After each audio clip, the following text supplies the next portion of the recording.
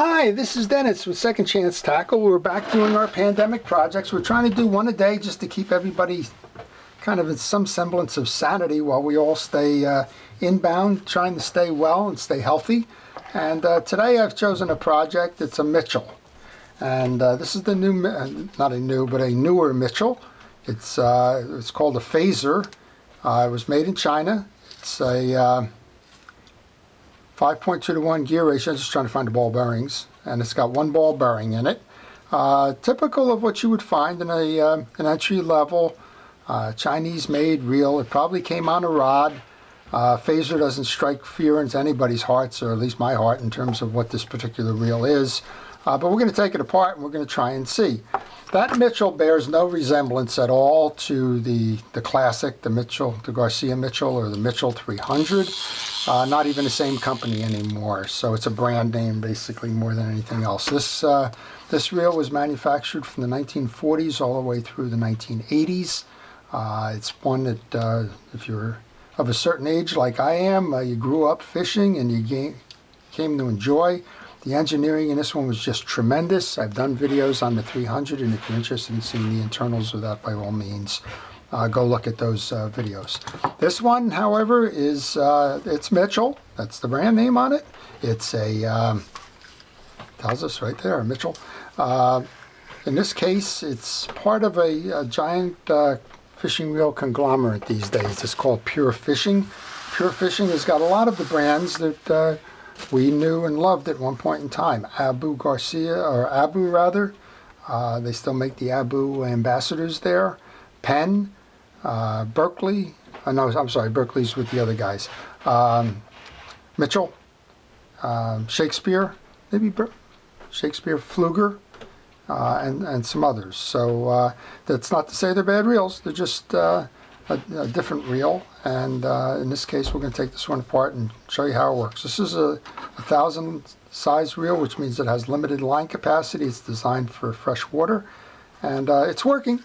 So let's, I think it's working. Yeah, so let's take it apart and we'll give it the once over and try and figure this one out. We're going to remove the handle. If you spin a handle and you see that the opposite side cap is turning, that means that it's got a rod that goes through the main gear and it's held in place by this screw cap. They call it a screw cap because it has the screw inside the cap there. In this case, there's a little shim washer that goes there. I like to fish those out right away and put them right back onto the cap. That way you don't lose it. We can then pull the handle out. You can see the shaft that goes through the main gear. And another good practice is just take that cap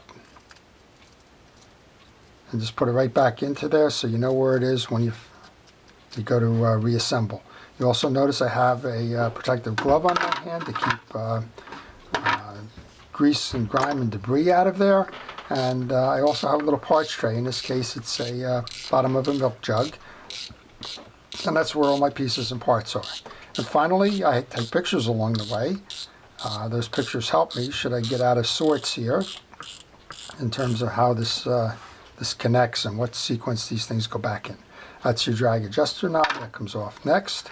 We have some nice big drag washers for a 1,000 size reel. It's interesting to see a drag washer system that big, but that's good. I'll give you some more drag. Drag is all about the area that the drag washers have. Square inches, I guess. You can't, but the more drag area you have, the more max drag you have. Taking out a little screw there, you can just about see it. That holds what's called the bump cap. That bump cap is there to protect the reel so that if you bang it, you break the cap, you don't break the body. That should just slide off then. And you want to make sure that you take that off because there's a couple of screws hiding underneath it. If you didn't remove that and just took these and tried to pry the case, well, you'd break the case and you wouldn't get the case off.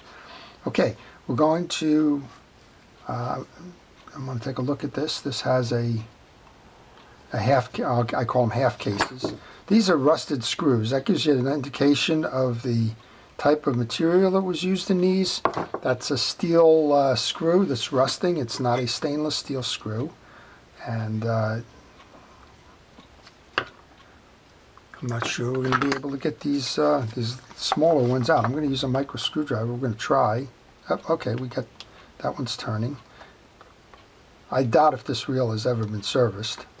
Most of these reels today, unfortunately, are viewed as disposable reels. In other words, if they break, you just throw them away.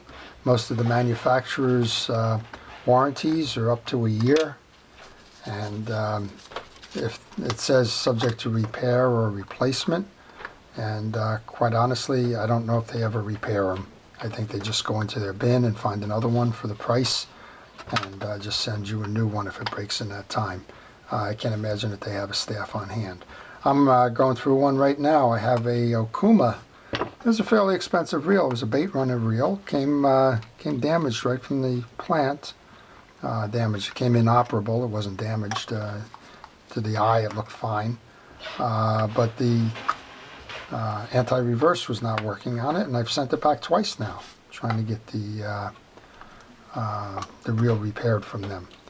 All right, this is not a half case. This has got a case that comes up under the rotor. So if you find yourself in that situation, you need to remove the click, which is for the anti-reverse notification, and the little hold down washer, which is clear. You may not be able to see that.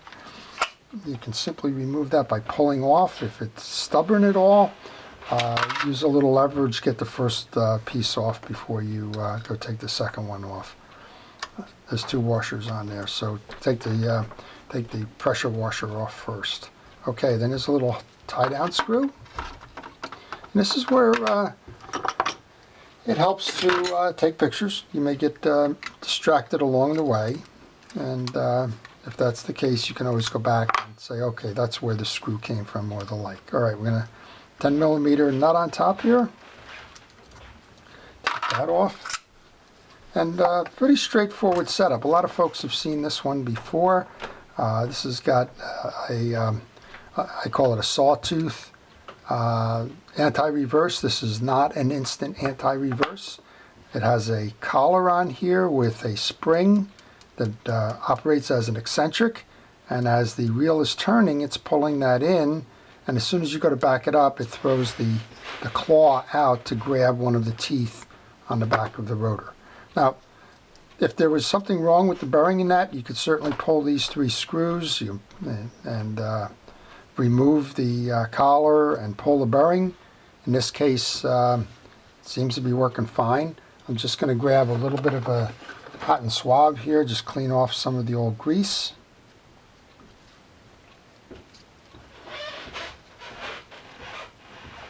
Then I'm going to use reel oil. I'm going to use Real X oil for the bearing. And just spin it a little bit to make sure that it works fine, which it does. Okay, that's that side of it. Now we can pull that last part of the case off here. And you can see it's fairly simple underneath here. We have a straightforward main gear. It's a smaller gear, which means that it has, I think it was a 5.6 or something, 5.2. That's the ratio of the spin of the small gear to the spin of the big gear. I'm going to just get the old grease off. It doesn't look like this reel has been used much. The grease is still pretty much factory grease. We got a bushing that came out of the side plate. Just put that right back in. And then we have a shim washer, which will go on to the main gear. I'm just going to put that there as well. We have a traditional crosswind block set up here, so we're going to take the screw out of the crosswind block. That'll enable us to remove the axle. I'm going to put that right here on my board. We'll remove the axle shaft. We can take off the crosswind block. And we even have this one screwed down here, so we'll just pull that out as well. This is the crosswind gear. So the crosswind gear is driven by the back of the main gear, this set of teeth right here, and that makes the axle shaft go up and down. And again, I'm just going to put all of that right there. And grab a pliers so that we can clean out behind that. That looks like that's in pretty good shape too. Just a quick shot of some WD-40, or in this case CRC Power Lube, It's just a cleaner. It's a penetrating oil. It'll help you get rid of some stubborn grease and dirt, so it just kind of expedites your cleaning process. Again, this reel's pretty clean on the inside. On the outside, unfortunately, with that steel screws in that, it's rusted. But that has no bearing at all on the operation internally, thank goodness. And wherever I find a home for this one, I can be fairly confident that it'll be serviced well and it will last. Reels in pricing ranges, they're always going to do what you buy them to do. So if you're buying this one for an entry-level fishing person, this is always going to do what you're going to ask it to do, which is probably just let them learn from it, let them get an idea of fishing, whether they like it or not. Don't spend a lot of money. And if they become avid fishermen, then they can upgrade their tackle. Steel screws, they work on a magnetic tip. That's another way to find that out. I've greased the crosswind block, the teeth, as well as both surfaces of that. I made sure as I was doing that the teeth were in good condition. I'm going to do the same thing back here. I got some coagulated grease there, so I'm going to grab a wire brush. I'm going to just clear the channels of those teeth so I can get a better look at them. If these things are going to fail, it's generally going to be in one of these gears because the metals are not they're generally stamped metals or stamped gears as opposed to die cut gears or anything. So if they're going to fail, chances are they're going to fail there. Okay, I'm going to put the main gear back in, and then we want to put the rotor back on. We've oiled the bearing, we've cleaned up the interior, the inside of the rotor is fine. If you want to take the time, you can put a squirt of the penetrating oil onto the bell internal trip before you got to put the side plate on. My bad. So what we're going to do is we're going to grab the axle shaft, the crosswind block. The crosswind block, we want to make sure we get lubrication underneath. That little channel is where the block is going to intersect with the stud that was on the crosswind. I'm going to grab the axle shaft now and insert that. When you insert that, you want to line the hole up with the bottom of the axle shaft. Hopefully this one's a metallic screw too. Good, so I don't have to fidget like I usually do with some of this stuff. So if there's a good reason for having a steel screw, there you go. All right, we're in with that. We have that little shim that goes on the main gear. And this is where you tell the difference in the engineering. You got a lot of slop, if you will, in the main gear. That all gets corrected with the case. The case and bushing will hold that, but some of the higher level reels will certainly have a difference in terms of the way that case comes together and the rigidity of the meshing of those gears. All right, I left one of those screws in the case and put that one back in. There's another one on the other side. Easy to pick out. They're the ones with the rusted heads. So this one was probably fished in salt water. That's the ones that will have the most effect on rust on steel screws. We have two small screws, if you recall, so let's put those back in here. And again, if you got lost along the way, the thing to do here is to go back and check the pictures you took. Pictures can be on a cell phone camera, can be on a video camera like I'm doing here. Host of ways to go do that. Just do it.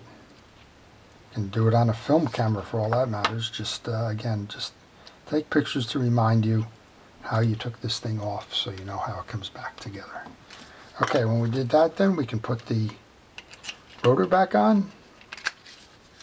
There's a little keyway, make sure it's set into the block there. Grab the 10mm nut. And this one came off the normal way.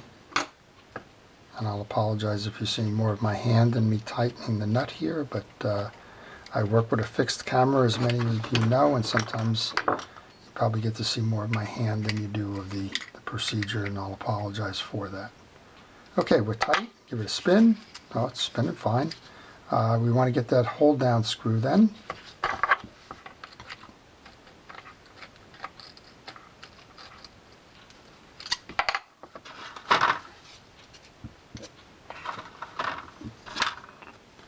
Hopefully that's another steel one.